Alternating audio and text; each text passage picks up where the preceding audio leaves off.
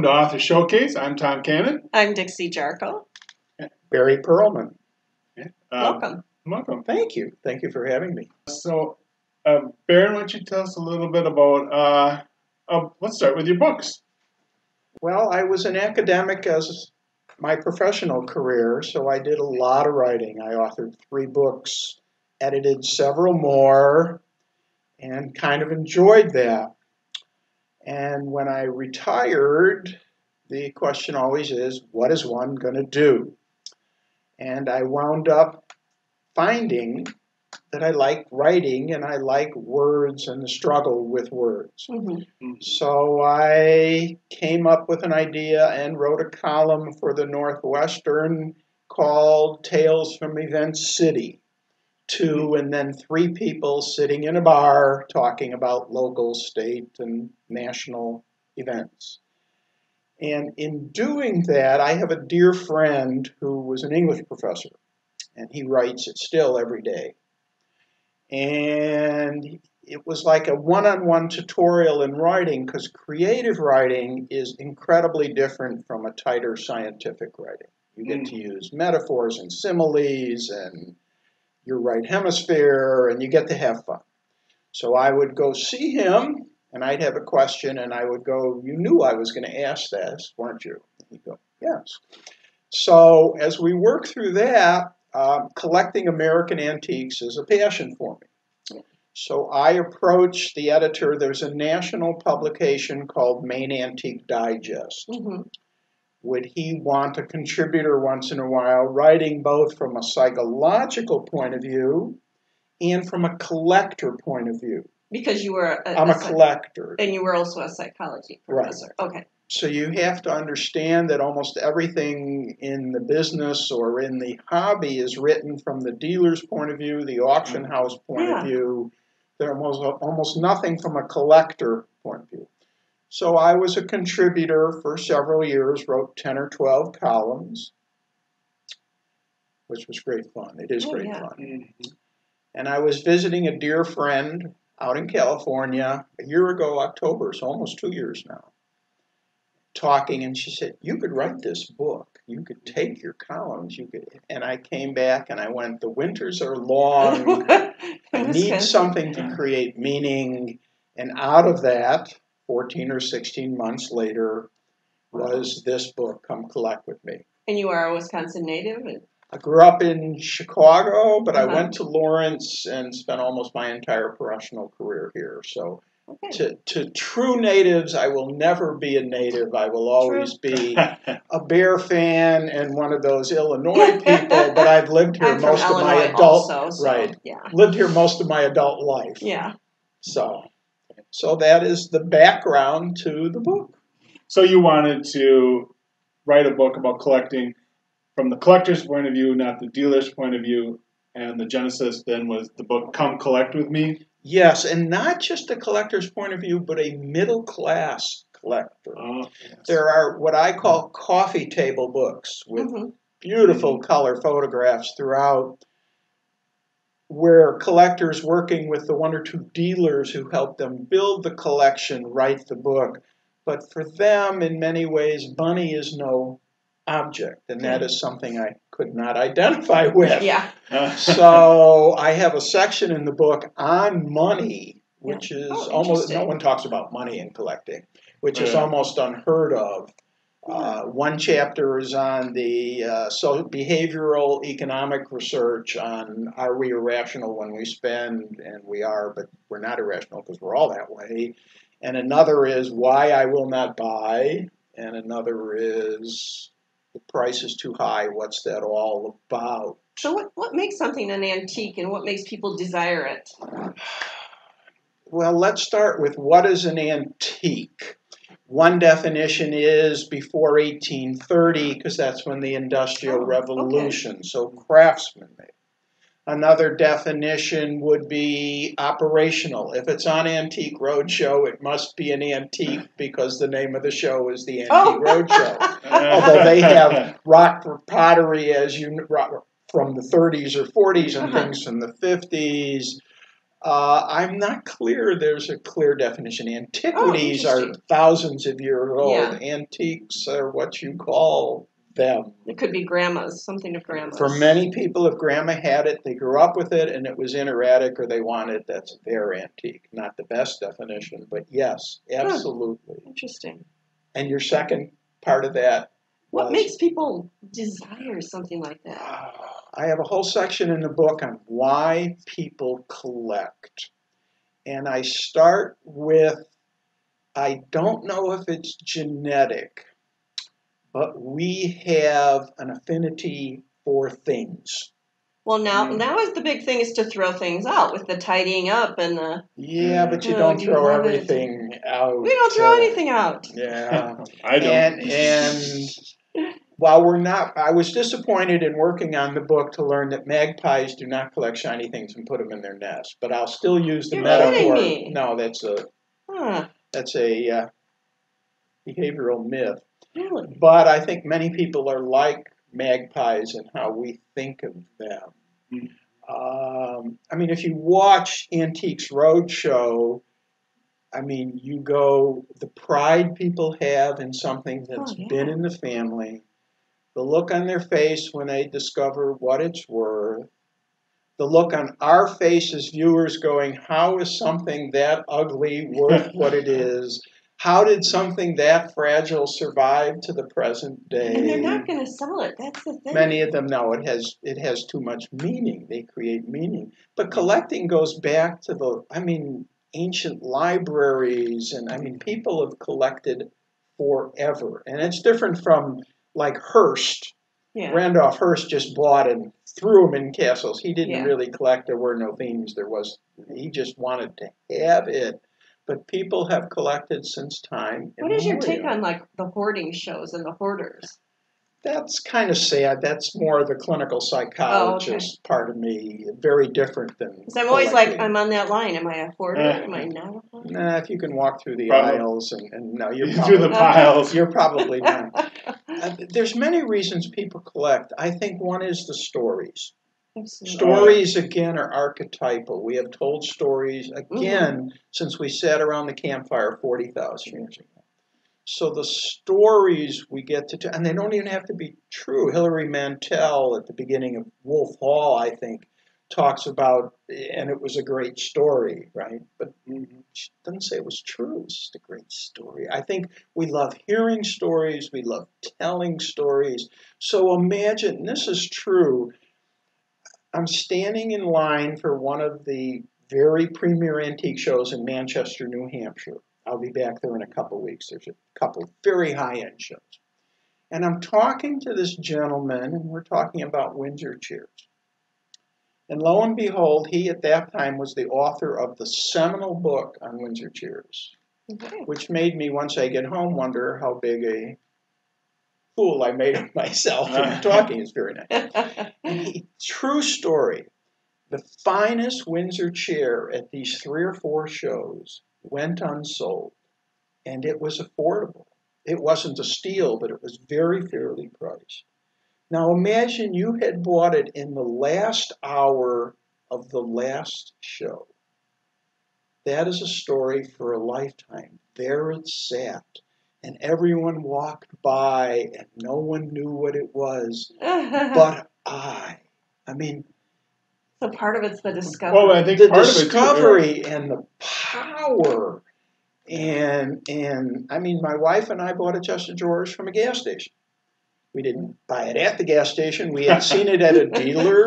This was pre-cell phone. We're driving down the road, and we went, we should buy that. So we stopped at a gas station, used their payphone. Right? Stories like that are just wonderful to share. Right. So even just the fact, I bought it for this, but it's really worth this, as well as. Oh, I know a collector. He collects pewter.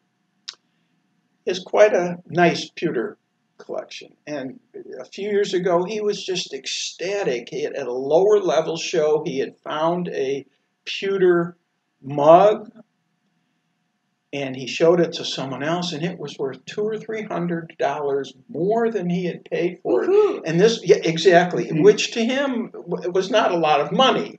But the hoo-hoo, the look at this, am I wise, am I astute, right? I think another reason people collect antiques or all sorts of things is what any hobby is. I mean, life is life, right? It's humdrum. You have to work. You deal with your family. Sometimes they're good. Sometimes it's not so good. But a hobby gives you an avenue where you can develop expertise. You can be someone. You can pass the time with meaning. You can escape from, I had to stand in line to get my Starbucks, and the barista was slow, and my flight was canceled, and it just brings pleasure and joy. There's other reasons, but I think those are, those Sometimes are it's the several. thrill of the hunt. The hunt is talked about by anyone who has written a book about collecting. And when the hunt really is, in some ways, as a psychologist, is this notion of intermittent reinforcement. Okay? There was a Twilight Zone episode when I think it was in black and white. I'm showing my age. So a guy wakes up, goes to play pool, and he breaks, and all 15 balls go in the pocket. All the mouths, the women, right, were gorgeous. And it turns out at the end of the episode, he is not in heaven, but he is in hell. Everything was as he wished it constantly. The notion of intermittent reinforcement, and I talk about this in the book, people cast on average 10,000 times to see a muskie. It doesn't necessarily mean they hook one or land one. Gambling is another example. The slot machines pay off, not every time, but once in a while or every X number of pulls. The modern example is the tone on your cell phone. How many times a day do people check their devices because maybe this will be a meaningful or important conversation? So if you collect, especially antiques, you don't find something every time. And the strongest behavior is exactly that, intermittent. When once in a while the hunt is successful, you will keep hunting as long as the day is. So let's talk about your book. What do people, who would buy this book, who would need this book, who would use this book? Well, I talk about the spouses of people collect. I tongue-in-cheek say that it may save some marriages, it may cost some marriages. I have a chapter in the book about couples who collect, which is a fabulous dance in the communication and compromises they need. Oh, my God. Grown children of people who collect might be interested in why their parents are so crazy and so it's more insights into collecting. Good friends, anyone who wants insights into collecting, especially American antiques, new collectors would benefit from him. One of the themes in the book, I must be slow. There is a notion in collecting that you train your eye. You buy the best you can afford. And you do that by going to shows, going to, if it's antiques, Colonial Williamsburg, Deerfield, Winterthur, which was DuPont's mansion, which is now the premier museum of American antiques in the United States in Delaware, Winterthur, Delaware. Now you look at websites. But the question came up for me, so you train your eye, but what if your eye exceeds your budget?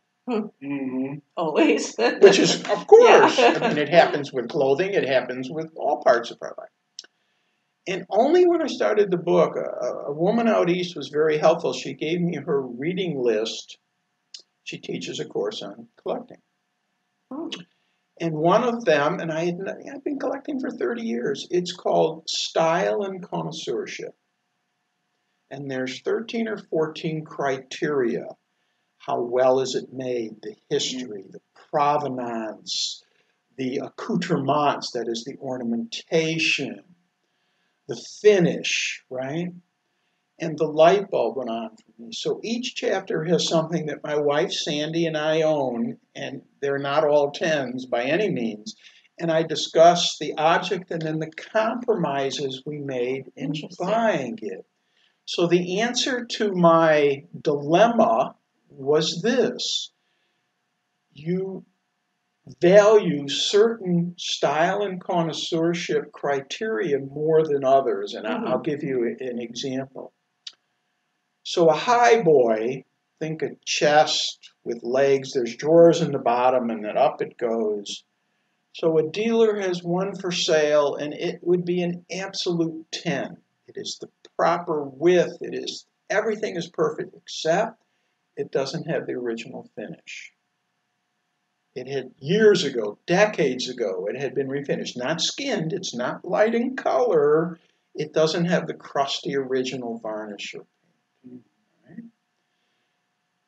Compare that to a high boy that's a little wider, not quite as old, maybe 1780 instead of 1740, but it has the original finish. I would buy the latter. Some people would buy the former. And those are the compromises you make with your style and connoisseurship criteria to buy the best you can afford. You go, no, I will pass on this because I love this more. Kind of match up how you're going to go about collecting something and buying something with your psychology, how you're going to feel. The resources you have, and that's what gives your collection the uniqueness it will have. It's a reflection of you and your tastes.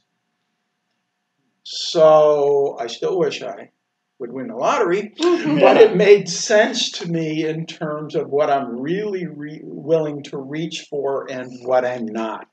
Does that make sense? Oh, yeah. Mm-hmm. So that would be helpful also in the book. It took me a long time to discover that. And I think I give permission for collectors to hang on to things. Part of why people collect is the emotions you experience. Mm-hmm. And my wife and I first started collecting. We worked with a couple in Appleton, of all places. And they would go east and bring things back. Bernice and Jim. Wonderful. They're both deceased now. And we have several things that we bought from them I would upgrade, except I would never do that because of the memories. I would get rid of our kitchen table in a heartbeat. My wife said, over my dead body, our children ate at that table. We broke bread at that table. Yeah. So there's all sorts of variables and reasons you keep what you keep or don't keep what you keep. It's interesting. That's what makes it fun. And you said that this book can help the children of collectors, grown children, to understand the craziness or where the passion comes from, and why mom and dad, and is it going to encourage them to keep it? Because I think parents are concerned about that. Yeah, what do you do? Who am I going to give this to? And they're going to. The rule of we're thumb shipping that. is that it's every other generation. Your grandchildren might be interested in them. Your children who grew up in it. Mm-hmm. They're probably collecting mid-century modern, the Danish modern from the 50s or 60s. Mm-hmm. And value is interesting. The Great Recession of 07, 09, I think the rule of thumb is, and I will stand by it, if you get 30 cents in the dollar for something you bought before 07/09, you're doing well. Because the American antique market quote-unquote adjusted itself. Now, the best of the best still sells for a lot, but almost everything else sells for much less. That's how my wife and I could upgrade our collection. So your kids may not get as much as they thought. Mm-hmm. A special object or two that has meaning to them, fine. Mm-hmm. And the way you do that, it's so interesting. You can give it to them, obviously, while you're alive. Mm-hmm. If you want to divest your collection, you can have a dealer broker several pieces, but you don't want to take too many good things out of the collection, because then if an auction house has it, the word on the street is the best pieces aren't there anymore, so everyone goes, right? Oh. If you sell it when you're alive, you are then dancing with the IRS in a way, right? Yeah. What is the value? The value is established for the IRS if I sell it through an auction house while I'm living. So what people do is they tell their sons and daughters, the entire collection is going up for auction, buy it there. Right? That way the collection is not diminished. I'll even give you the money to buy it. I mean, we're not talking tens and hundreds of thousands of dollars typically. But that way fair market value is established. Oh. There's no problems with anyone, and it is gone. Of course, if you're deceased, then they inherit it, and depending on their interest, then they are stuck with getting rid of it. Yeah. So some people write very detailed instructions. This is the auction house to work with. This is, how you go about it. I'm not clear you're doing anyone any favors if you wait till you're deceased and they inherit it. It's an arduous process. Okay. So, yeah, there might be. My experience in talking to other collectors is it's sentimental value. That trumps any other type of value. I sat in this chair. I always wanted this. One of my sons wants one or two pieces. Fine. They're yours. What do I care? They would mean something to him. So how are you marketing this? Are you taking it to shows with you? Are you getting a table? Interesting question. It's a focused market, so in that sense, I'm probably lucky. So I sent copies to the major museums with bookstores that might want it listed in their inventory. I heard from none of them, so I don't know if they decided when they got the free copy, free to them, not free to me, as you know, whether they wanted to buy a few and put them on the shelf or not. I have a website, the title of the book.com. And I blog every month, and then I announce the blog with the cover of the book that's become like my logo on Instagram and Facebook. Okay, so the blog is also the name of the book? The website is comecollectwithme.com, no spaces, and then the blog is just whatever I have written about that month related to collecting American antiques. So they can go to the website and then go to your blog from there? Yeah, it has a blog link. As well as Instagram or Facebook? Facebook or Instagram will announce once a month, the first of the month, new blog, go take a look. I had marketing cards made up, which have all the information about the book on the back with the cover on the front. And antique shows have tables by the entrance where the national publications put free copies. So when I go to Manchester in 2 weeks, the two very good shows I'll be going to, I will leave marketing cards there. One of the promoters was nice enough to ask if I wanted a table. The show opens at 10, so I'm a collector first. At 11:30, I will set up my table with the stands for the books, and I have a cover of the book in enlarged size. So I was told if you tape something to the front, you can't see it because people are standing in front of the table, so it goes on top. And I'll sell books for 2 or 3 hours just for the fun of it. I mean, is that the first time that you're going to have a table? That's the first time I'm going to have a table for this book. When I was an academic, I had a table once or twice. And the purpose of that, I think, more than anything else, is to meet people I feel like are friends who I've never met because of just you're emailing or whatever. And whatever sells, sells. I mean, anyone who has self-published knows, well, when you publish professionally as an academic, the question you ask is, what is this going to cost me? And you're talking about time. How many weekends, how many nights? I wrote one book from 4 to 7 o'clock every morning. When you self-publish, I think the question is, at least what I've learned, is what is this going to cost me in dollars? So, yes, I may sell a few books. On the other hand, I have to get there. The books have to be shipped, right? They're heavy. What I don't sell has to be shipped back. Well, you know all that. The only thing I didn't do was invest in a card reader because I know in this venue where there's a lot of steel, I won't get the internet. So it's going to be cash on the barrelhead, right? And if there's an ATM, fine. If someone doesn't have cash, I'll just give them one and say, give me your email and I'll remind you. What do I care? So we'll see how it goes. I think it'll be great fun.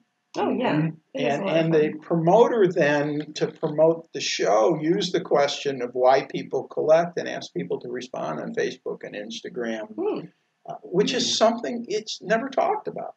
Again, most of the view is value, dealers, auction houses, what's hot, what's trendy, but not from a collector's point of view. Even though I can't see the industry existing without us, it just evolved. We're the ones with the Doleros. It just evolved that way. Can you see people, or just by talking to them, now are there people that are collecting just kind of as an investment, or they're hoping to make money versus the person who's passionate? And you really do see that, but they're out of their mind. There have been 2 or 3 syndicates put together over the years that invest in fine art or very high-level American antiques. I don't think the return has been good. And I have talked to lots of people waiting in line, and we're talking 3.5 hours. The New Hampshire dealer show, that's not where I'm selling, but it's a premier show in 2 weeks. People queue up at 4 a.m., and the show opens at 10. They had 800 people in line last year. And I have never talked to someone who said, my portfolio of antiques is really doing well. So people may think that, but now I think it's other things. I think it's beauty and the hunt and the last license plate in the series. And now the publications will talk about the fabulous decoy collection or toy collection, and this toy went for 70,000, and this decoy went for 6 figures. But I don't think the collector, if he or she is alive, jumps up and down. I think there's some satisfaction. I think there was probably more satisfaction from living with it every day and being able to touch it. I agree. Right? Mm-hmm. I mean, it wasn't in a museum. So where's your writing going after this? You got another book? Well, I didn't think I was going to be writing more because I sort of burned out. And then I worked that through. So I went, it's really nice. Main Antique Digest, I retain the copyright. So there's no hassle if I want to take future columns and put them in the book. Sure. So I've got 3 or 4 waiting for the editor, Clayton Pennington. His dad, Sam, started the publication, so he's second generation. And then there's the blog every month. And I thought in about 2 years, I might look around and see if there's enough for Come Collect With Me, Volume 2. I would love to be able to write again about local, state, and national events. But as you're well aware, Gannett has no editorial page. They have no letters to the editor. There is absolutely no avenue for opinion, which worries me because I think the masthead of the Washington Post is Latin that translates shine light in the darkness, and there is no light being shown at all now, which as a citizen worries me. So I think the writing will still be more about antiques than anything else. But I'm, like I said, I have 3 or 4 columns sitting there. We'll see if he likes them, and the blog every month, and maybe the muse will tap me on the shoulder and something else. It's great fun. When you go out, do you have something in mind that you want, or do you just see what? Like, is there a wish list? The bane of antique dealers' existence is the house is full. Yes, true. Yeah. So, and they're struggling to get younger collectors. They have school debt. They have childcare debt. They have expenses, at least my generation did not have. And collecting, even though there are wonderful websites, tends to be hands-on, and for many, psychologically, that's not how they deal with the world. So when you talk to people waiting in line, what you hear more than anything else is, I hope I find one thing I love. So my list, and I have a short list, although who knows, my list is this. There were several weather vane manufacturers through the mid-late 1800s into the early 1900s. The molds were wood, and then they'd hammer the copper. I own several. One of them made, instead of a horse-drawn carriage or wagon or whatever, it was a horse-drawn sleigh. Very rare. I've only seen one in the last few years. It went for in the low 20,000s, and the condition wasn't real good. Find me one of those. Right? I decided to collect redware, think Connecticut or Pennsylvania, 1820s or 30s, with writing on it. Used to be very common. It's not now, so the hunt is great fun. So I have a plate that says Sarah's dish. My mother's name was Sarah. I have apple pie that used to be very common. I have a couple saints. When Lafayette visited the United States, I think it was 1826 to 28, 1824 to 28, they commissioned or they made to sell Lafayette and Washington platters. Again, 20,000, find me. Right? You'd have to tap me on the shoulder. Otherwise, other redware with writing on it is affordable. My wife and I have cats. We've seen paintings of cats. The problem is size. The walls are filled at home. And then it just depends what you fall in love with. The dilemma, and I talk about it, is this love or is this infatuation? If it's infatuation, you're going to move the piece along because a few months later you're going to go, well, I thought I liked it, but I don't. If it's love, then you'll hang on to it. So I have a short list of them. My wife collects black dolls. She has one criteria. I must be able to love it.